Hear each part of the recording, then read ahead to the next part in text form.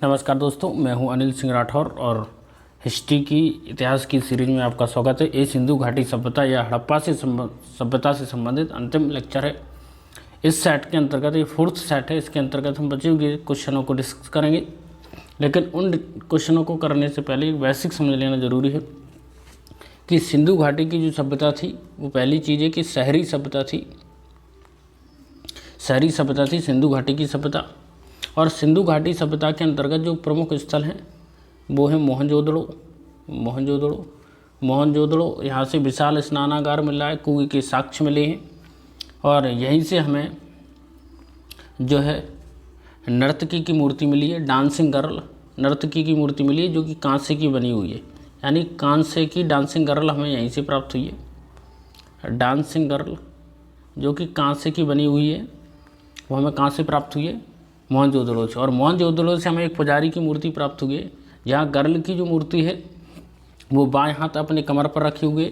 ये गर्ल की मूर्ति है जो अपना बाएं हाथ एक कमर पर रखी हुई है और दाएं हाथ में चूड़ियाँ पहनी हुई है बहुत सारी।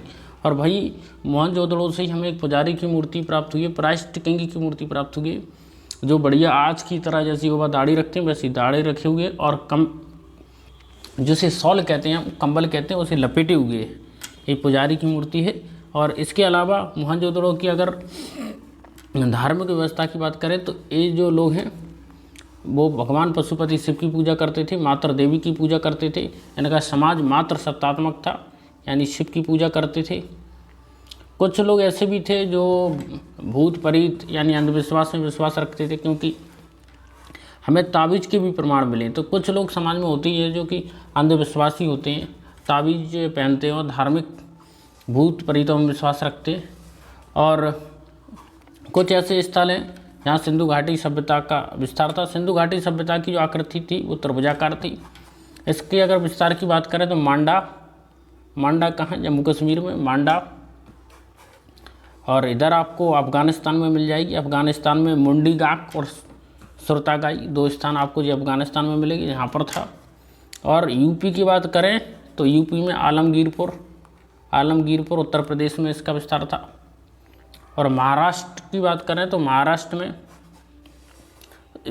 तक इसका जो है पश्चिम में इसका विस्तार था। महाराष्ट्र में रायवाड़ा नामक जगह है, वहाँ पर इसका विस्तार था। तो ये इसके विस्तार की बात करें। अगर पतन की बात की जाए तो जलवायु परिवर्तन, बाढ़, नदियों का सूखना, आर्यों का आक्रमण, व्यवसाय का पतन, प्रशासनिक व्यवस्था का पतन, ये प्रमुख हड़प्पा सभ्यता या सिंधु घाटी सभ्यता के पतन के कारण है। हड़प्पा सभ्यता जो रावी नदी के बाएं तट पर स्थित था, और जब वहीं मोहनजोदड़ो जो था वो सिंधु नदी के तट पर स्थित था, इसलिए इसे सिंधुस्तान या चलुस्तान भी कहा जाता है।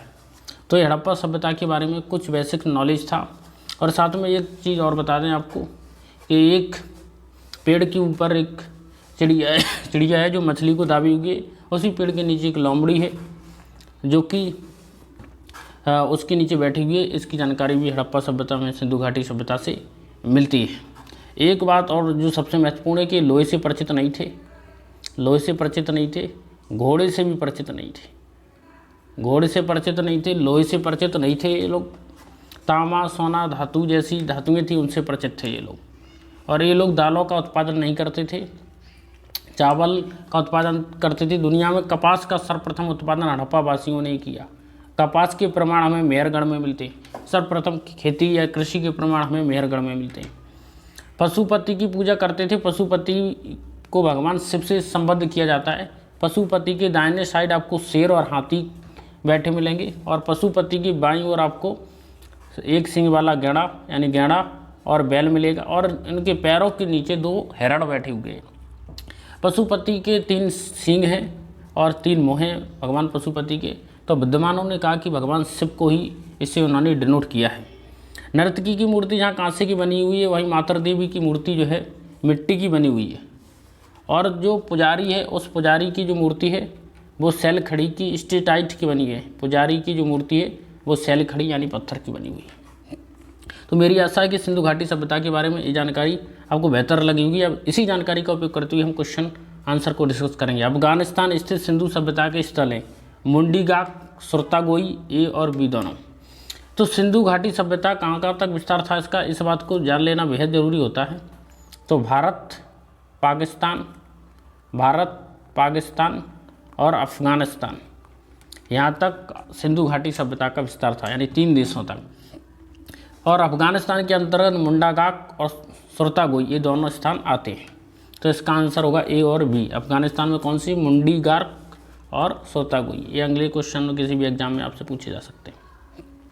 कौन से स्थल सिंधु सभ्यता की बंदरगाह नगर थे, आपको ये बताना है सिंधु घाटी सभ्यता की बंदरगाह थे कौन थे। इसमें से लोथल, सुतका, गैंडेर, अल्लादिनो एवं बालाघाट, कुंतासी और इनमें से सभी। तो हम आपको जानकारी के लिए बता दें, इनमें से सभी जो है सिंधु घाटी सभ्यता की बंदरगाह थे। लोथल भी था, सुतका गैंडेर भी था, अल्लादिनो भी था, बालाघाट भी था और कुंतासी भी सिंधु घाटी सभ्यता का बंदरगाह भी था। अगर जब कभी भी कोई क्वेश्चन आए और आप अटक जाएं कि ऐसे कैसे सॉल्व करें, तो आप वर्तमान सभ्यता को देखें। वर्तमान सभ्यता जो कि आधुनिक और वैज्ञानिक सभ्यता है, इसी सभ्यता के समान वर्तमान समाज के समान ही सिंधु घाटी सभ्यता का समाज था। अगर आप वर्तमान की दृष्टि से सोचेंगे तो आप सिंधु घाटी सभ्यता के क्वेश्चनों को सॉल्व कर लेंगे। मोहनजोदड़ो से प्राप्त भगवान पशुपति शिव या आदि शिव से निम्नलिखित में से किस जानवरों का अंकन हुआ है। तो मोहनजोदड़ो से प्राप्त हुई है किसकी, भगवान शिव की मूर्ति, जिन्हें पशुपति शिव या आदि शिव के नाम से जाना जाता है। तो पहला क्वेश्चन तो यही हो गया। अगली बार किसी एग्जाम में आ सकता है कि पशुपति शिव या आदि शिव की मूर्ति कहाँ से प्राप्त हुई, तो मोहनजोदड़ो से प्राप्त हुई। इनके पास कौन कौन से जानवर थे, तो व्याघ्र और हाथी, मैंने बोला कि दाहिनी ओर व्याघ्र और हाथी था। ग्याड़ा और भैंसा ये बाईं ओर था। इसके अलावा हिरण पैरों के नीचे बैठे थे। तो कहेंगे इनमें से सभी जानवर उस सिंधु घाटी सभ्यता में मौजूद थे। किस हड़प्पाकालीन स्थल से नृत्य करती हुई स्त्री की कांस्य मूर्ति प्राप्त हुई, मैंने बोला डांसिंग गर्ल, जो कि कांसे की बनी हुई है, वो आपको प्राप्त हुई है। कहाँ से प्राप्त हुई है, मोहनजोदड़ो से। और मोहनजोदड़ो से पुजारी की मूर्ति भी प्राप्त हुई है। किस हड़प्पाकालीन स्थल से पुजारी की प्रस्तर मान पत्थर की मूर्ति, स्टीलाइट यानी सेल खड़ी की बनी हुई थी, पत्थर की मूर्ति प्राप्त हुई है। तो पहले भी बताया कि मोहनजोदड़ो से जो है हमें पुजारी की मूर्ति प्राप्त हुई है। और मोहनजोदड़ो से ही हमें पशुपति शिव की प्राप्त हुई है, मोहनजोदड़ो से ही पुजारी की मूर्ति प्राप्त हुई है। अगला क्वेश्चन देखिए, किस सिंधुकालीन स्थल से एक ईंट पर बिल्ली का पीछा करते हुए कुत्ते के पंजों का निशान मिले हैं। यानी बिल्ली का पीछा करता हुआ कुत्ते के पंजे के निशान हमें कहाँ से मिले हैं, तो ये निशान हमें चंदूदड़ो से मिले हैं। चनूदड़ो से हमें बिल्ली का पीछा करते हुए कुत्ते के जो पंजे हैं उनके प्रमाण हमें मिले हैं चनूदड़ो से। और चनूदड़ो से हमें जैसे लिपस्टिक है, चूड़ी है, इनके प्रमाण हमें चनूदड़ो से मिले। हड़प्पाकालीन स्थल से प्राप्त जार पर चोंच में दबाए मछली, चिड़िया मतलब चिड़िया है जो चोंच में मछली को दबाई हुई और पेड़ के नीचे खड़ी लोमड़ी का चित्रांकन मिलता है, जिसका संबंध पंचतंत्र की कहानी से। वो कहाँ से मिली है, हड़प्पा से मिली है, मोहनजोदड़ो से मिली है, लोथल से मिली। तो एक जो घटना है ये लोथल से संबंधित है। यानी लोथल में इस बात का पता चला है कि एक पेड़ है जिसके ऊपर एक चिड़िया बैठी हुई है और चिड़िया मछलियों को दबाई हुई है। उसी पेड़ के नीचे लोमड़ी है। लोमड़ी ये सोच रही कि चिड़ियों के मुँह से कब मछली छूटे और नीचे गिरे और फिर लोमड़ी मछली को खा लेगी। तो चिड़िया वो सोच रही है लोमड़ी की चिड़िया गाना गाएंगी और गाना गाएंगी तो मुँह खोलेंगी तो मछली गिरेगी और मछली गिरेगी तो लोमड़ी को भोजन मिल जाएगा। इसे आप लालची लोमड़ी भी कह सकते हैं। ये पंचतंत्र की कहानियाँ। तो ये जानकारी हमें लोथल से मिली। स्वतंत्रता के बाद भारत में सबसे अधिक संख्या में हड़प्पा युगीन स्थलों की खोज किस प्रांत में हुई। स्वतंत्र उत्तर का मतलब स्वतंत्रता के बाद। तो गुजरात वह स्थान है जहाँ से हमें सर्वाधिक स्वतंत्रता के बाद जो उत्खनन कार्य हुई है उसमें हमें सर्वाधिक जो प्रमाण खोजबीन प्राप्त हुई है वो गुजरात से हुई है। निम्नलिखित में से कौन सी फसल हड़प्पाकालीन लोगों द्वारा उत्पादित नहीं की गई। पहले भी बताया कि जौ, चावल, गेहूँ इनका उत्पादन हड़प्पा के लोग करते, लेकिन दालों का उत्पादन हड़प्पा के लोग नहीं करते थे।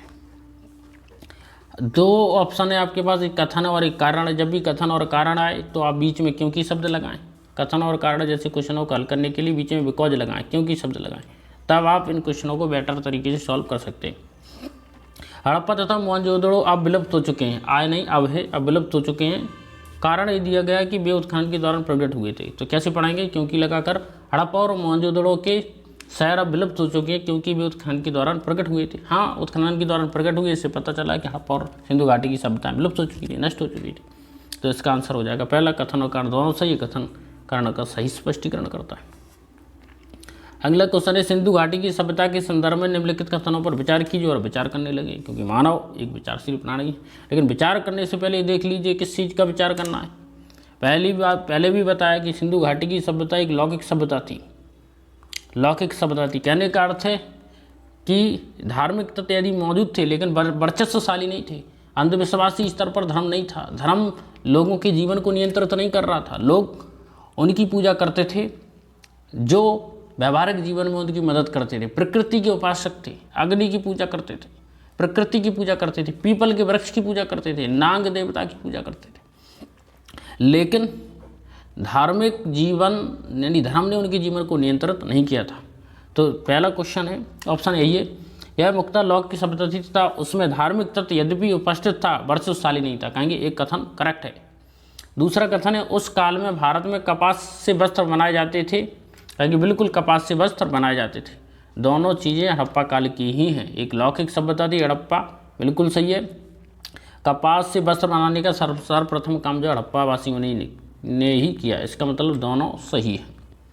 अगला क्वेश्चन है, सूची 1 सूची 2 स्थान दिए गए, उन्हें आपको मिलाना है। पहला मांडा, मांडा आपका जम्मू कश्मीर में है यानी तीसरा, तो इसका हो जाएगा 3। दूसरा है दैमाबाद, दैमाबाद कहाँ है? महाराष्ट्र में, इसका हो जाएगा 4था। फिर है कालीबंगा, कालीबंगा राजस्थान में है, कालीबंगा राजस्थान में है, राजस्थान यानी पहला। राखीगढ़ी हरियाणा में यानी दूसरा। तो इसका आंसर है 34-12। अब ऑप्शन में देखिए 34-12 ये नहीं है, ये है 34-12। इसका आंसर हो जाएगा सी 34-12। अब आप एक बार याद रख लीजिए, बताइए मांडा कहाँ है? जम्मू कश्मीर में। राखीगढ़ी कहाँ है? हरियाणा में। और कौन से स्थल थे? दैमाबाद कहाँ है? महाराष्ट्र में। और एक स्थल और था, कौन सा था? एक स्थल था कालीबंगा, कालीबंगा कहाँ है? हरियाणा में नहीं, सॉरी राजस्थान में, ये आपको मालूम होना चाहिए। और लोथल कहाँ है? गुजरात में। धौलावीरा कहाँ है? गुजरात में। ये स्थल और बैतपुर। और लोथल जो है एक बंदरगाह था। और धौलावीरा एक ऐसी जगह थी जहाँ से त्रिस्तरीय नगरीय संरचना का पता चलता है, जबकि हड़प्पा की बाकी शहर 2 स्तरीय थी, पूर्वी टीला पश्चिमी टीला। हड़प्पा कालीन स्थलों में अभी तक किस धातु की प्राप्ति नहीं हुई? मैंने बोला हड़प्पा कालीन लोग लोहे से परिचित नहीं थे। तांबे, स्वर्ण, चांदी, कांसा इन सब से परिचित थे। लोहे से वो परिचित नहीं थे, घोड़े से भी परिचित नहीं थे। और खासकर वो लोग जो है कहते थे कि शेर को भाव नहीं देते थे, यानी शेर को विशेष महत्व वो नहीं देते थे। किस पशु के अवशेष सिंधु घाटी सभ्यता से प्राप्त नहीं होंगे? शेर से। तो ये क्वेश्चन इतनी डिफिकल्ट नहीं है, आप यदि कंसेप्ट को अच्छे से समझ लेते हैं तो क्वेश्चन हो जाएंगे। चन्हू दड़ों के उत्खनन का निर्देशन किसने किया था? तो जे.एच. मैके ने चन्हू दड़ों के उत्खनन का निर्देशन किया था, जबकि सन जॉन मार्शल ने हड़प्पा और मोहनजोदड़ो का निर्देशन किया था। तो ये क्वेश्चन कन्फ्यूजन वाला है। चन्हू दड़ों का नेतृत्व या उत्खनन का निर्देशन जे.एच. मैके ने किया था, सर जॉन मार्शल ने हड़प्पा और मोहनजोदड़ो का नेतृत्व किया था। अगला क्वेश्चन है, निम्नलिखित लक्षण में से कौन सा सिंधु घाटी सभ्यता को चित्रित करता है? सिंधु घाटी सभ्यता के बारे में बताता है। सिंधु घाटी सभ्यता के लोगों के विशाल मंदिर और महल हुआ करते थे। नहीं, ऐसा नहीं है। साधारण से नगर में रह करते थे, विशाल मंदिर नहीं रहते थे। बेसिकली मंदिर जो है गुप्तकाल की विशेषता, सिंधु घाटी सभ्यता के लोगों की नहीं। देवी और देवता दोनों की पूजा करते थे, बिल्कुल करते थे। घोड़ों का उपयोग करते थे, घोड़ों से वो जानते ही नहीं थे घोड़े को, तो घोड़ों का उपयोग नहीं करते थे। केवल दूसरा स्टेटमेंट करेक्ट है। विशाल मंदिर और महल वहाँ पे नहीं थे, घोड़े का प्रयोग भी नहीं करते थे। रथ में बैलों का प्रयोग करते थे, घोड़े का नहीं, इसलिए तीसरा स्टेटमेंट गलत है। पहला गलत है, बाकी केवल दूसरा ही सही है। वो देवी और देवता दोनों की पूजा करते थे। देवियों में मातृ देवी की, देवताओं में पशुपति शिव की पूजा करते थे, इसलिए इसका आंसर होगा 2। हड़प्पा सभ्यता की खोज किस वर्ष में हुई थी? 1921 में हड़प्पा सभ्यता की खोज दयाराम साहनी ने की थी, और बाद में फिर राखलदास पंडित जी ने भी मोहनजोदड़ो नामक स्थान खोज निकाला। हड़प्पा सभ्यता के बारे में कौन सा कथन सही है? अश्वमेध यज्ञ की जानकारी थी, नहीं थी। अश्व की जानकारी नहीं थी तो मेघ तो छोड़िए, यज्ञ तो छोड़िए। गाय उनकी पवित्र वस्तु थी, बिल्कुल नहीं थी। पवित्र वस्तु तो बैल थी, क्योंकि व्यापारी थे और व्यापार करने के लिए बैलगाड़ी की जरूरत पड़ती है। उन्होंने पशुपति शिव का सम्मान करना आरंभ कर दिए थे, बिल्कुल पशुपति शिव की वो पूजा अर्चना किया करते थे। मातृ देवी और पशुपति शिव उनकी पूजनीय देवता थे। हड़प्पा सभ्यता के लोगों की सामाजिक व्यवस्था समतावादी थी, यानी वे सभी लोगों की समानता में विश्वास रखते। हड़प्पा काल के लोग बड़े प्रोग्रेसिव थे आज की तरह। सिंधु का नाखलिस्तान या बाघ हड़प्पा के किस परास्थल को कहा जाता है? तो सिंधु का पलस्तरा। आप ऐसे कॉमन सेंस इस क्वेश्चन को हल कर सकते हैं। जैसे सिंधु नदी के किनारे कौन सा स्थल प्राप्त हुआ? मोहनजोदड़ो। हड़प्पा तो रावी नदी के तट पर प्राप्त हुआ। हड़प्पा तो रावी नदी के बाएं तट पर प्राप्त हुआ, इसलिए हड़प्पा आंसर नहीं होगा। इस सिंधु नदी के तट पर जो प्राप्त हुआ है, सिंधु नदी के तट पर, वो है मोहनजोदड़ो, तो इसका आंसर होगा मोहनजोदड़ो। जबकि कालीबंगन कहाँ है? राजस्थान में, तो इसका आंसर हो नहीं सकता। यहाँ से तो एक जुते हुए खेत के प्रमाण मिले, यहाँ से एक पकी हुई मिट्टी से बने हुए हल के प्रमाण मिले, जबकि लोथल एक बंदरगाह है, तो इसका आंसर होगा मोहनजोदड़ो। मुझे आशा है कि ये कार्यक्रम आपको अच्छा लगा होगा। अब नेक्स्ट वीडियो में हम वैदिक काल और वैदिक सभ्यता के बारे में चर्चा करेंगे। अभी के लिए इतना ही। नमस्कार। प्लीज़ इस चैनल को लाइक और सब्सक्राइब कर हमारा उत्साह बढ़ाएं। जय हिंद।